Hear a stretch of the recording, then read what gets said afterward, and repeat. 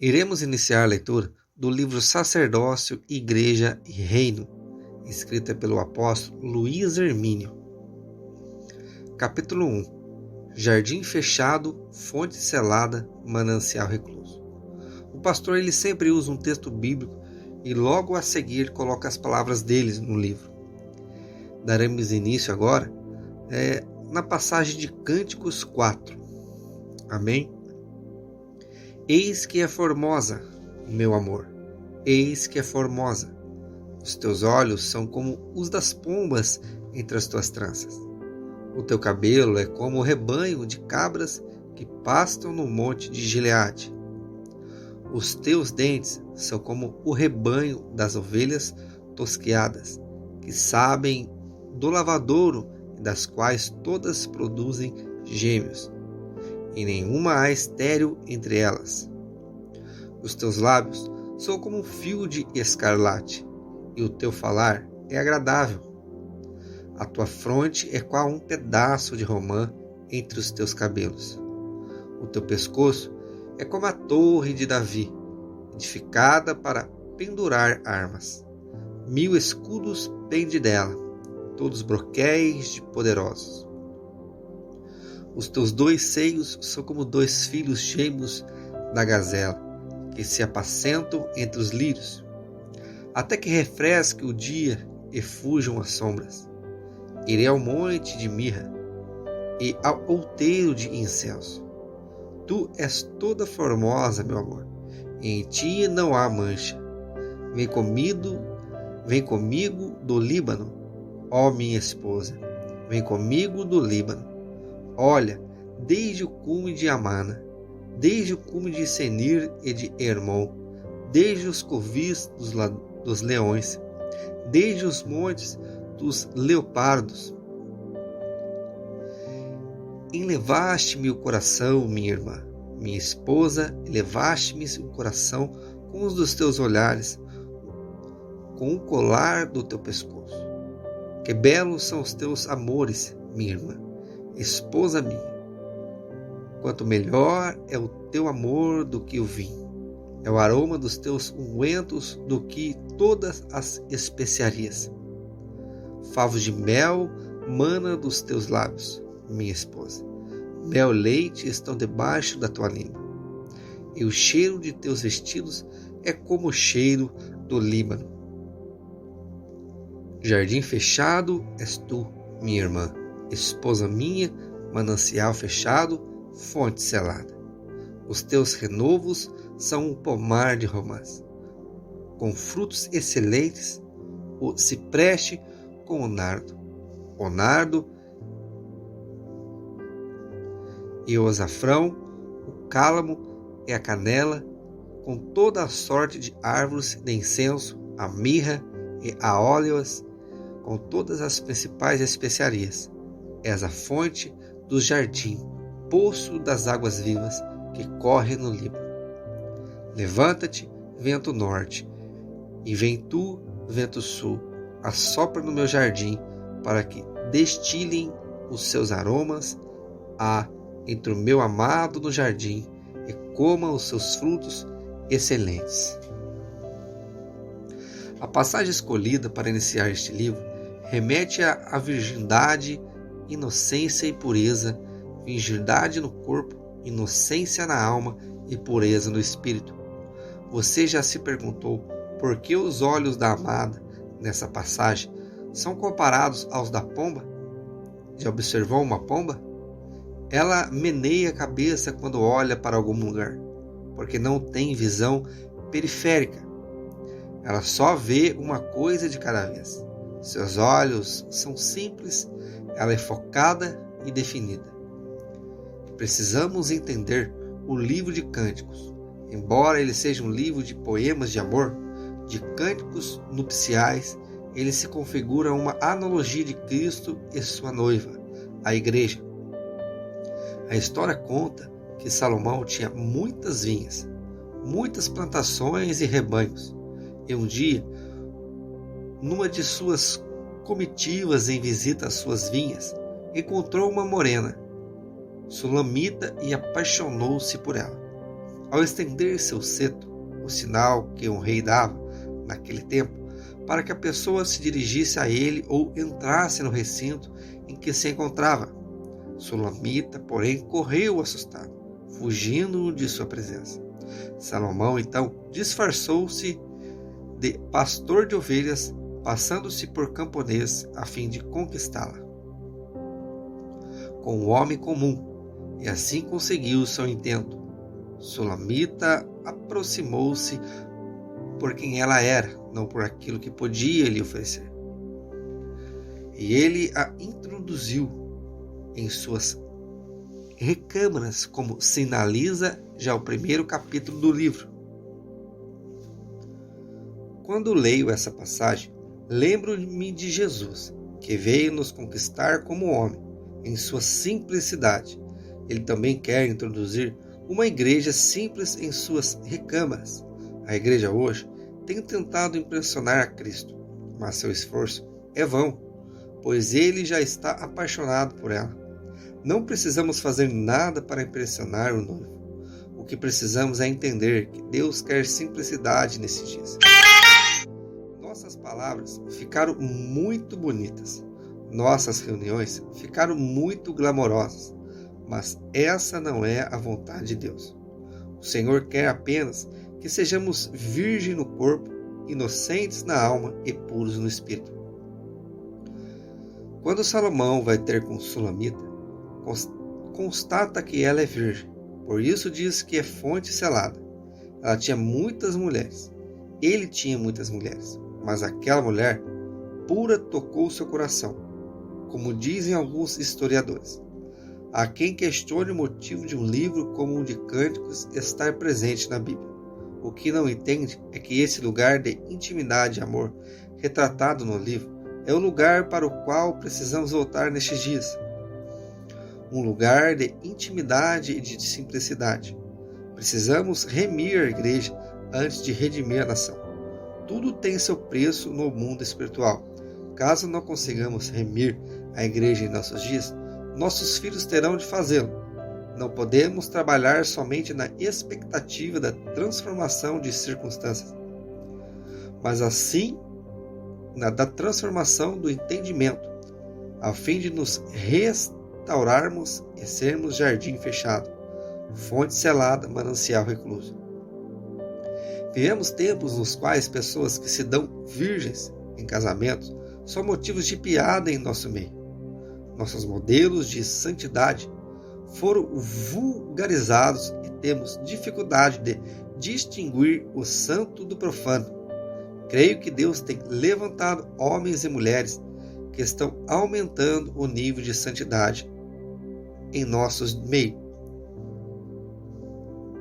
de modo que não precisaremos afastar ninguém da congregação, apenas aumentar o nível de santidade, unção e oração. Inevitavelmente, quem não se enquadra não resistirá a esse aumento de pressão. Precisamos remir nossos altares, pois o maior fracasso é ter sucesso em algo que Deus não aprova. Iremos ler agora mais uma passagem bíblica que se encontra no livro de Atos, capítulo 5, versículo 1 até o 23. Mas um certo homem, chamado Ananias, com Safira, sua mulher, vendeu uma propriedade e reteve parte do preço, sabendo-o também sua mulher. E levando uma parte, a depositou aos pés dos apóstolos. Disse então Pedro: Ananias, por que encheu Satanás o teu coração, para que mentisse ao Espírito Santo e retivesses parte do preço da herdade? Guardando-a não ficava para ti, e vendida não estava em teu poder? Por que formastes esse desígnio em teu coração? Não mentisses aos homens, mas a Deus? E Ananias, ouvindo essas palavras, caiu e expirou. E um grande temor veio sobre todos os que isto ouviram. E levantando-se os moços, cobriram o morto e, transportando-o para fora, o sepultaram. E passando um espaço quase de 3 horas, entrou também sua mulher, não sabendo o que havia acontecido. E disse-lhe Pedro: Dize-me, vendestes, portanto, aquela herdade? E ela disse: Sim, portanto. Então Pedro lhe disse: Por que é que entre vós vos concertastes para tentar o Espírito do Senhor? Eis aí a porta aos pés dos que sepultaram teu marido, e também te levarão a ti. E logo caiu aos seus pés e expirou. E entrando os moços, acharam-na morta e sepultaram junto de seu marido. E houve um grande temor em toda a igreja, e em todos os que ouviram essas coisas. E muitos sinais e prodígios eram feitos entre o povo pela mão dos apóstolos. E estavam todos unanimemente no alpendre de Salomão. Dos outros, porém, ninguém ousava juntar-se a eles, mas o povo tinha-os em grande estima. E a multidão dos que criam no Senhor, tanto homens como mulheres, cresciam cada vez mais. De sorte que transportavam os enfermos para as ruas, e os punham em leitos e em camilhas, para que ao menos a sombra de Pedro, quando estes passasse, cobrisse alguns deles. E até das cidades circunvizinhas concorria muita gente a Jerusalém, conduzindo enfermos e atormentados de espírito imundo, os quais eram todos curados. E levantando-se o sumo sacerdote e todos os que estavam com ele, eram eles da seita dos saduceus, encheram-se de inveja, e lançaram mão dos apóstolos, e os puseram na prisão pública. Mas de noite um anjo do Senhor abriu as portas da prisão, e tirando-os para fora, disse: Ide e apresentai-vos no templo, e dizei ao povo todas as palavras desta vida. E ouvindo eles isto, entraram de manhã cedo no templo, e ensinavam. Chegando, porém, o sumo sacerdote e os que estavam com ele, convocaram o conselho, e a todos os anciões dos filhos de Israel, e ouviram ao cárcere, para que de lá os trouxessem. Mas tendo lá ido os servidores, não o acharam na prisão, e voltando-lhe anunciaram, dizendo: Achamos realmente o cárcere fechado, como toda a segurança, e os guardas que estavam lá fora, diante das portas, mas quando abrimos, ninguém achamos dentro. Esta passagem do livro de Atos evidencia um avivamento, e se você observar bem, perceberá que todo o avivamento gerou ensino e discipulado, porque todo avivamento que não gera ensino é limitado em si, não passa de entretenimento. É maravilhoso mergulhar na unção, mas passado o momento do culto, o que tem nos restado? O que efetivamente acontece fora dos muros do templo? Quando não estamos cultuando, há uma pergunta intrigante que circula entre nós: o que aconteceria se sua igreja saísse de seu bairro? Ora, se nossa resposta for nada, significa que ela não é relevante para o lugar onde ela está posta. Será que entramos em um círculo vicioso no qual as pessoas se reúnem, trazem seus recursos, oramos para que enriqueçam a fim de que nos tragam mais recursos? E não fazemos nada para a cidade? Não geramos transformação? Nessa passagem do livro de Atos, Ananias e Safira morrem devido à sua desonestidade. Não resisto a imaginar Pedro levantando uma oferta após tal episódio. Entenda que Ananias e Safira não morreram apenas porque retiveram uma parte da oferta, mas porque o nível daquele lugar havia aumentado. Antes do ocorrido, um homem chamado Barnabé, o filho da consolação, havia recebido uma herança e a colocará aos pés dos apóstolos, porque os apóstolos compartilhavam aquele recurso com levitas e sacerdotes, cuidavam dos órfãos e viúvas. Barnabé elevou tanto o nível daquele lugar com sua atitude que, quando Ananias e Safira entraram para ofertar, morreram. O que precisamos, portanto, é elevar o nível. Essa passagem de Atos relata o grande avivamento que aquelas pessoas estavam vivendo. Percebemos igualmente em nossos dias o mover do Espírito sobre os pastores do Brasil para orar, condicionando homens e mulheres para orar 24 horas pela nação. Nunca houve nada parecido em nossa história. A possibilidade de transformar um momento tão particular é um mover seletivo de tal magnitude, com cada um de nós assumindo nossa responsabilidade pessoal em prol de um propósito coletivo. Podemos vir a presenciar no Brasil um dos maiores avivamentos coletivos da nação a partir desse mover, sem que tenha sido iniciado por uma denominação ou por um homem, mas sim por homens que pensam coletivamente, como Gideão, um homem que ouviu de Deus: Gideão, eu sou contigo. E respondeu: Deus é conosco. Homens como Gideão captam o que Deus fala no singular e converte para o plural. É possível constatar na passagem que até a sombra de Pedro curava. Você consegue imaginar isso? Caravanas vinham de longe para que pessoas fossem curadas pela sombra de Pedro. Havia muitos sinais e prodígios. Curiosamente, entretanto, embora o povo tivesse muita estima pela igreja, ninguém ousava juntar-se aos apóstolos. E tal qual ocorreu naqueles dias. Estamos chegando a um tempo em que as pessoas vão pensar duas vezes antes de aceitar Jesus em suas vidas, o que é um bom sinal, pois atualmente há muitos que o aceitam e viram apenas mais um dado estatístico, sem que tenham havido qualquer tipo de conversão em suas vidas. Atualmente, o que se constatam são números no lugar de frutos. Esta semana eu ganhei 5 almas para Cristo. Fiz uma cruzada e 20 aceitaram Jesus. E por aí se vai contabilizando. Enchemos os templos de pessoas vazias que não conhecem a Deus, que têm apenas medo ou que buscam apenas o que Deus pode lhes oferecer. E se não bastasse esse equívoco, nós reforçamos essa invasão de valores dos púlpitos, gritando: Deus vai mudar sua vida.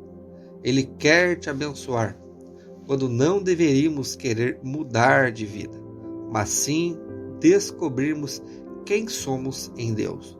Pois quando entendemos quem somos, encontramos a resposta e somos respostas, passando a desfrutar do ambiente em que estamos e a gerar transformação nele. No avivamento vivido em Atos, as pessoas se jogavam aos pés de Pedro para serem curados. Digamos que estavam fazendo as coisas certas, mas não do jeito certo, e acabaram presos. Agora pergunte-se: será que Deus vai ter de me parar para alinhar meu propósito?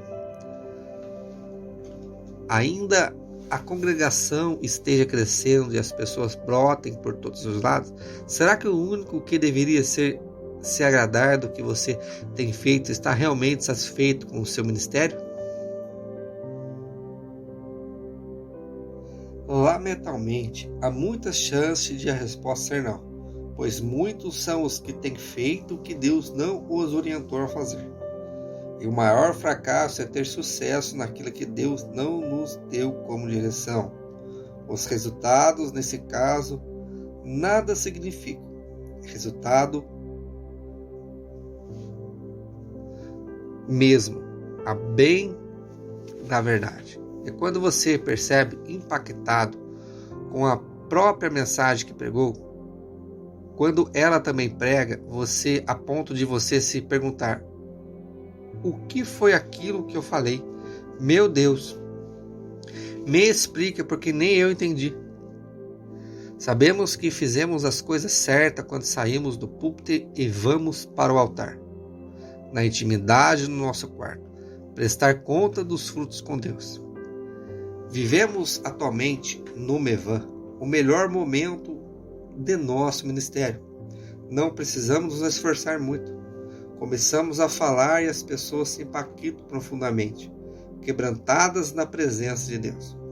Canais de televisão nos oferecem horários, recebemos propostas de todos os tipos, mas entendemos que este ainda não é o momento, pois o momento que estamos vivendo é de renúncia, de jardim fechado, fontes seladas, mananciais reclusos.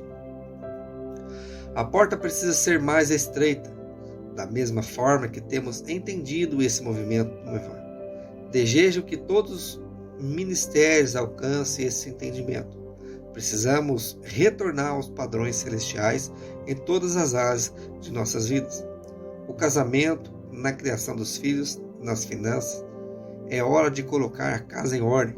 Talvez esse retorno aos padrões do céu nos leve a perder negócios, pessoas queridas e aparentes boas oportunidades.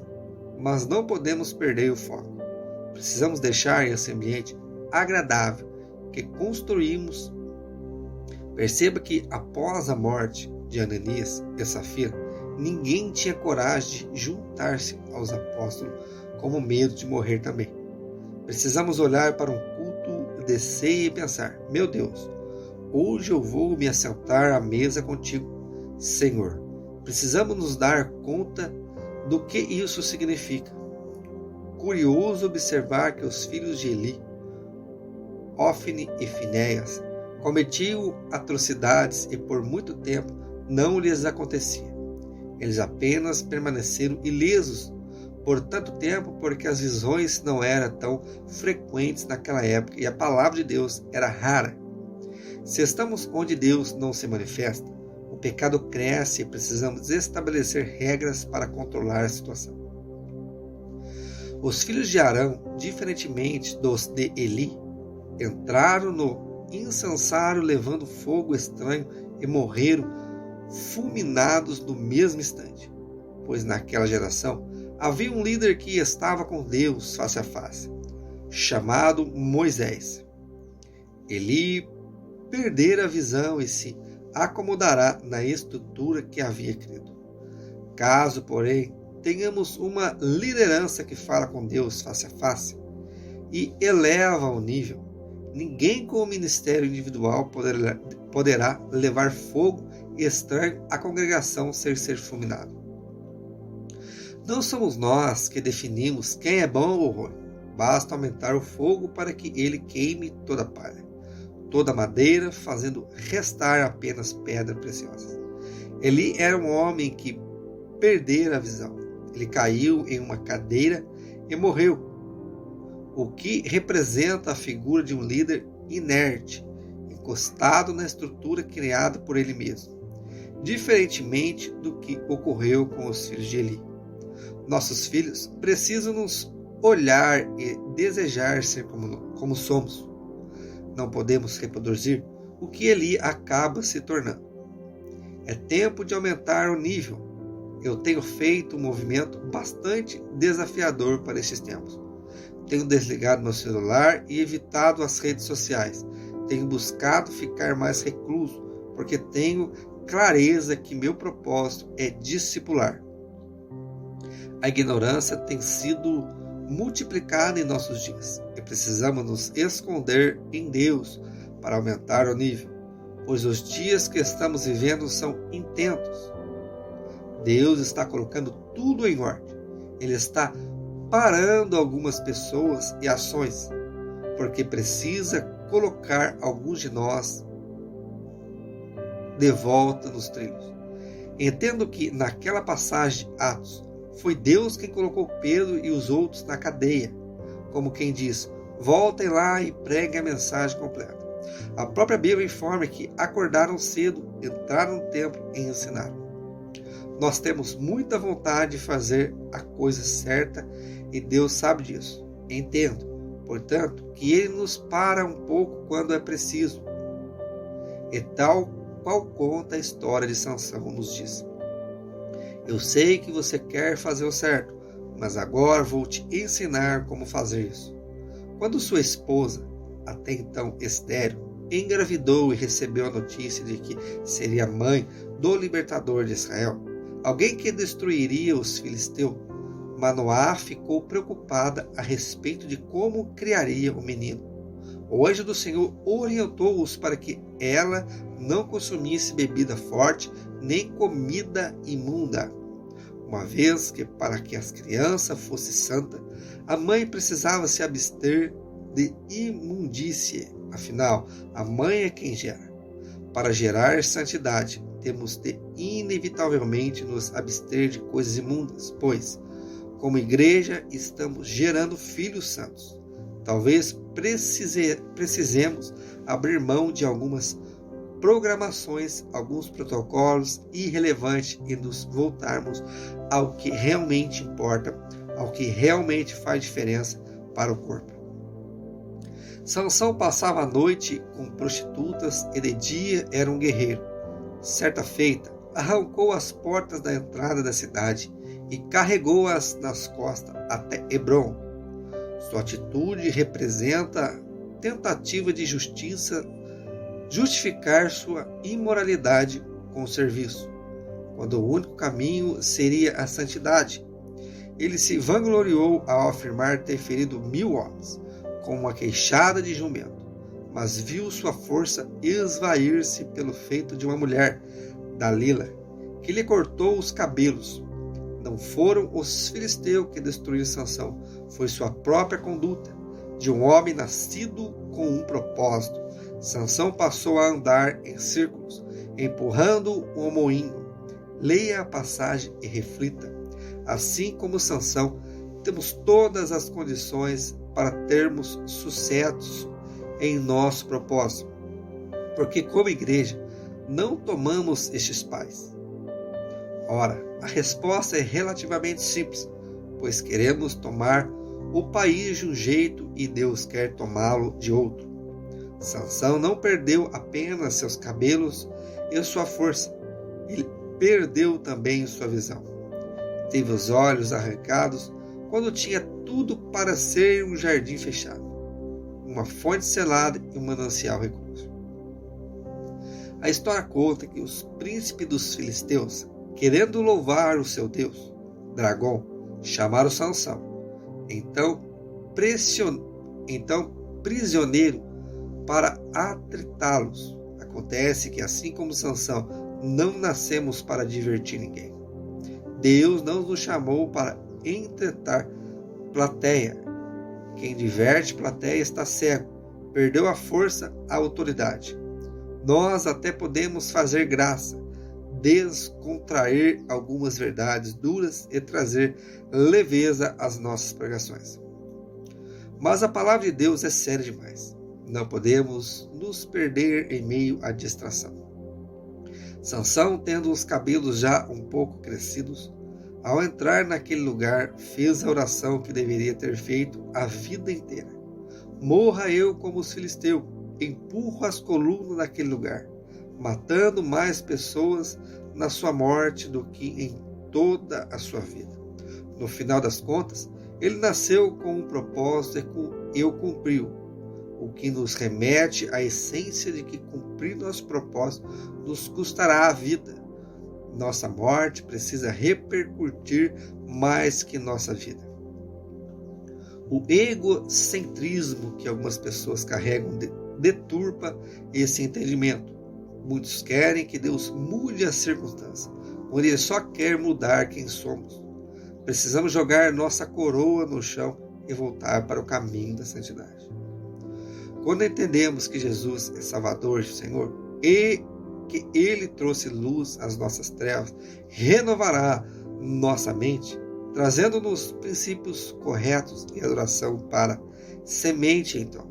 Mudar as circunstâncias, estamos prontos para experimentar outro nível.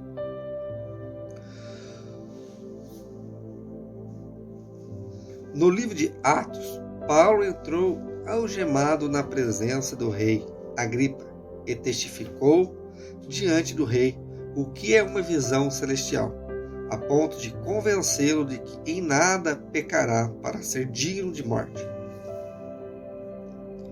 Com isso, ficará evidente que quem tinha autoridade naquele lugar não era o rei, mas sim Paulo. Muitas vezes corremos na direção contrária, buscando promoções e reconhecimentos que nos roubarão da santidade, do propósito eterno do Senhor, sem entendermos que manifestações sem autoridade não funcionam. Quando não há autoridade, resta apenas barulho, e de nada adianta oferecermos apenas barulho para atrair pessoas e encher os templos. Quanto mais pessoas nos procuram em nosso ministério, mais responsabilidade meu coração carrega. Porque tudo é muito bom durante os cultos. A presença de Deus enche o lugar e tudo é muito intenso e maravilhoso. Na segunda-feira, contudo, o telefone toca freneticamente em nossos escritórios.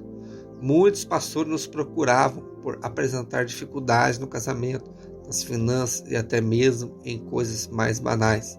É nesse momento que precisamos mais do que a manifestação da presença existente nos cultos, buscar a autoridade do céu para solucionar os desafios que a vida nos impõe. É chegada a hora de a noiva despertar e sair, porque o noivo está vindo. Assim como na passagem do livro de Mateus, as 10 virgens foram ao encontro do noivo. Não podemos ficar sentados esperando o noivo, muito menos adormecido enquanto ele se aproxima. Precisamos ir ao seu encontro. Sabemos que das 10 virgens, 5 eram insensatas e 5 prudentes. As insensatas não levavam consigo o azeite, mas todas as 10 tinham suas lâmpadas. Entenda, Deus não virá pegar a lâmpada, virá pegar o azeite. Todos podem ver sua lâmpada, mas o azeite apenas ele consegue ver você carregar. Se posso dar um recado aos prudentes por meio desta obra, este é o recado.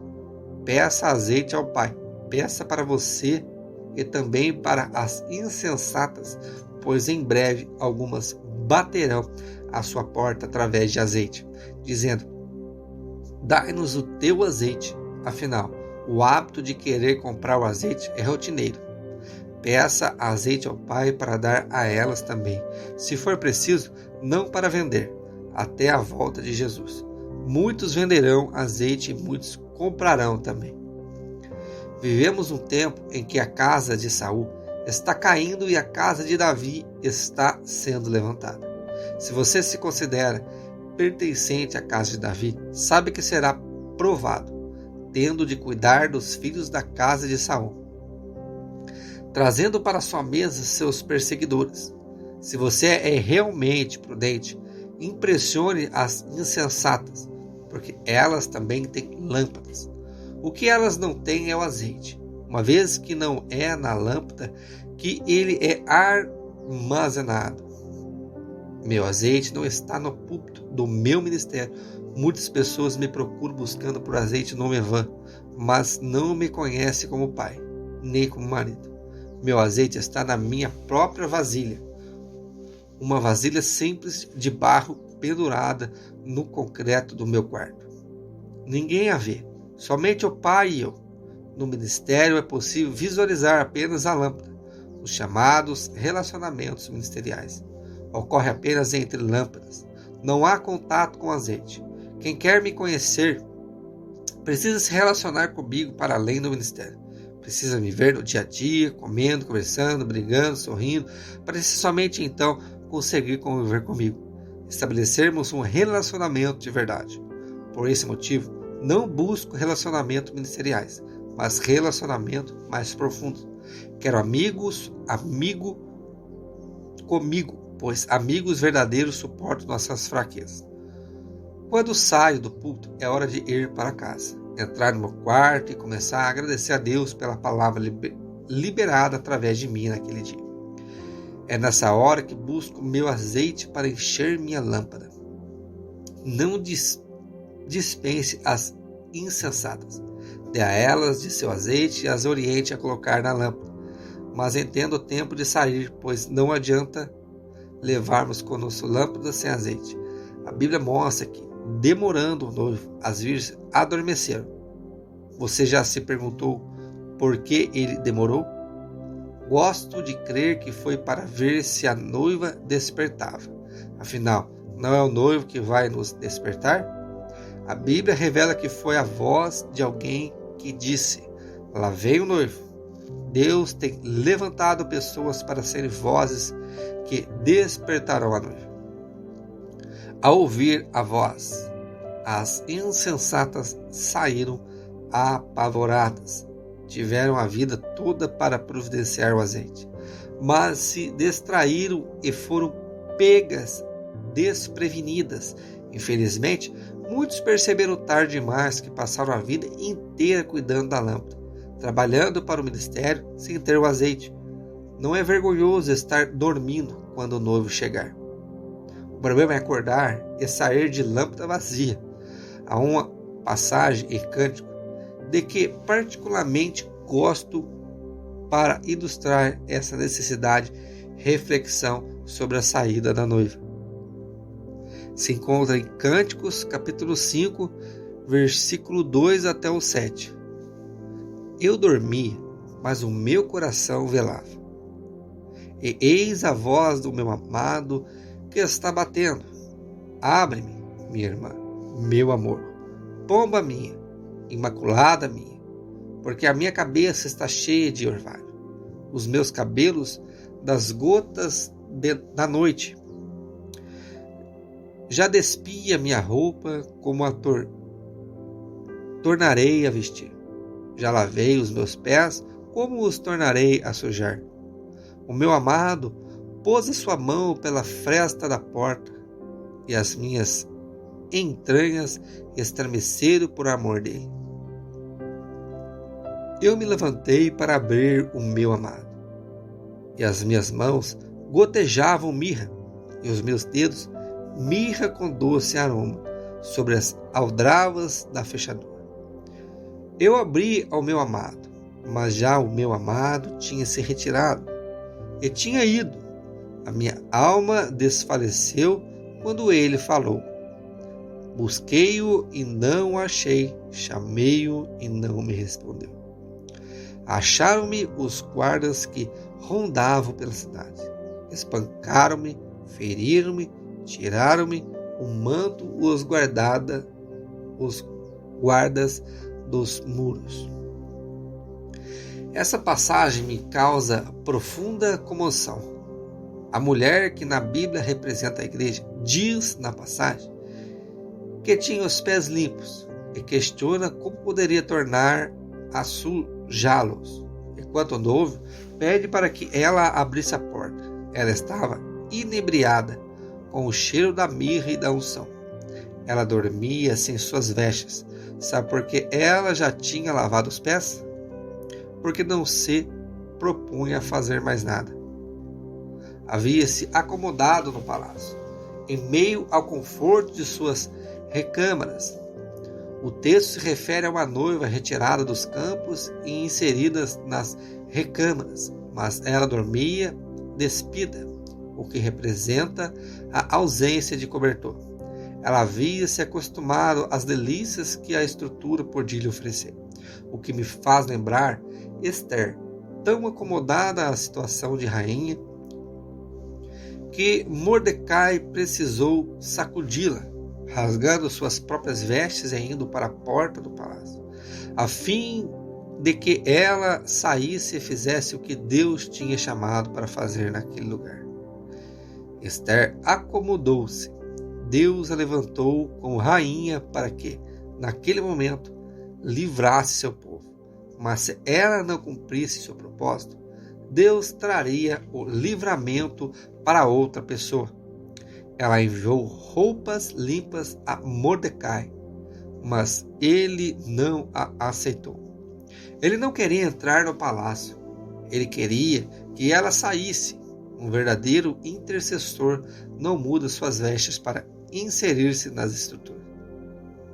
Ele permanece à porta das estruturas gritando à noiva: saia! Eu, particularmente, não faço questão de entrar nas conferências. Eu quero retirar as pessoas de lá. Quando Deus nos dá um ministério, não o faz para nos exaltar. Quando unjo alguém e no dia seguinte ele me agradece por tê-lo honrado, eu costumo dizer: querido, eu não fiz isso para te honrar. Eu fiz para acabar com a tua vida. Pode no primeiro momento parecer bem chocante, mas precisamos entender que se não fizermos o que Deus nos chamou a fazer, seremos apenas alguém desviado do propósito, ainda que inserido na estrutura. A noiva do texto de Cânticos distraiu-se com o cheiro da mirra. Já tinha os pés lavados e queria permanecer no quarto. Acontece que não podemos parar de fazer algo quando queremos. Só paramos quando Deus manda parar. Quando preciosos os pés dos que anunciam as boas novas, há muitos que se encantam com o cheiro da mirra, com a unção, quando o que precisamos entender é que se o noivo está à porta, precisamos ir correndo. Se demorarmos muito para abrir a porta, corramos o risco de cair nas mãos dos guardas. Foi assim com ela. Quando saiu gritando por seu amado, os guardas a pegaram e bateram nela. Corra ao encontro do amado antes que seja tarde demais.